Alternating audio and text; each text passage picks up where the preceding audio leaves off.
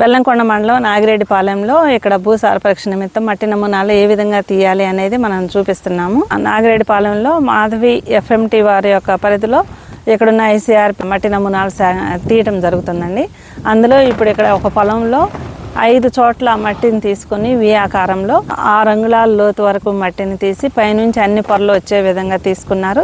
ఆ తర్వాత అన్ని చోట్ల వచ్చిన మట్టిని తీసుకొని ఒక చోట గోని పట్ట మీద వేసుకొని ఆ మట్టిలో ఉన్న గడ్డలన్నీ కూడా నలగొట్టేసి మెత్తగా చేసి దాన్ని 4 భాగాలుగా చేశారు. ఈ 4 భాగాలుగా చేసి ఫస్ట్ ఏం చేయాలంటే ఎదురెదురుగా ఉన్న భాగాలు తీసేయాలి. 2 భాగాలు తీసేసేయండి. ఆ మిగిలిన ఎదురెదురుగా ఉన్న భాగాలు ఆ 2 కలపాలి. ఇప్పుడు ఈ 2 కలిపి మరలా 4 భాగాలు చేయాలి. మరలా 4 భాగాలు చేయాలి ఈ మట్టిని.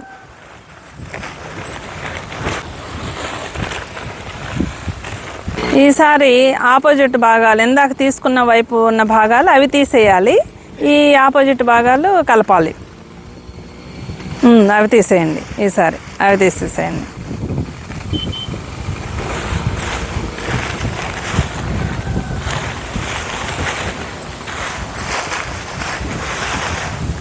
ఇప్పుడు ఆ 2 భాగాలు కలపండి. ఇది ఎంత ఉంటుందో 1 కేజీ ఉంటుంది కదా, మనకు 1/2 కిలో మట్టే కావాలి కాబట్టి మరలా దీన్ని 4 భాగాలు చేయండి.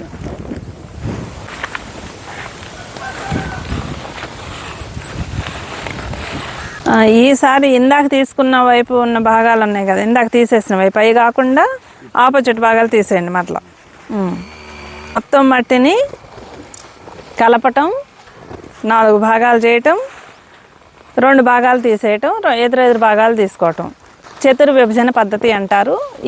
ఈ చతుర్విభజన పద్ధతి అంటే క్వార్టరింగ్ మెథడ్లో 4 భాగాలు చేసి 2 భాగాలు తీసుకోవాలి, 2 భాగాలు తీసేయాలి.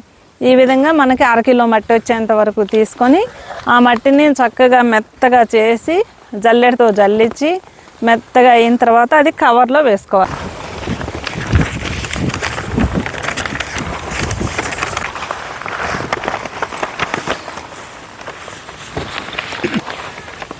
కవర్లో వేసిన తర్వాత ఇక్కడ ఒక ఫామ్ ఉంటుంది మనకి.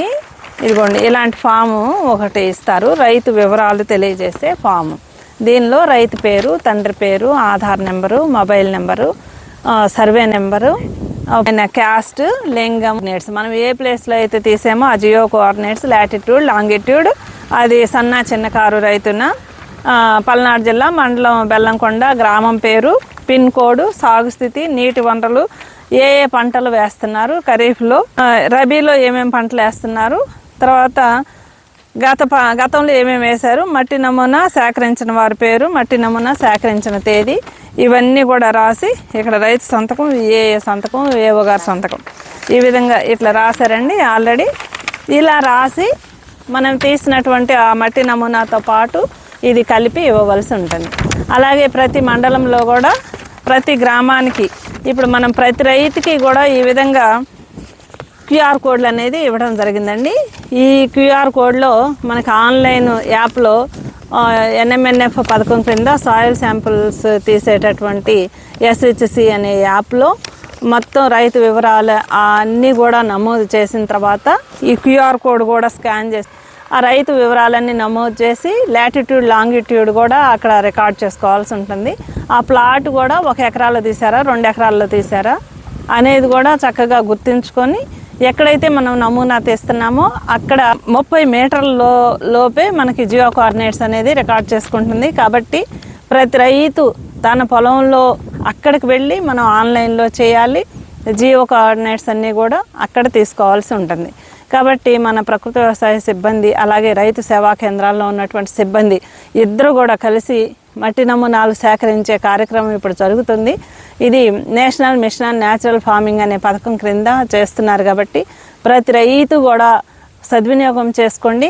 మరీ ముఖ్యంగా ఈ సంవత్సరం కొత్తగా ప్రకృతి వ్యవసాయం చేస్తున్న గ్రామాల్లో ఒక్కొక్క గ్రామంలో 125 మంది రైతుల్ని నమోదు చేసుకోవటం జరిగింది.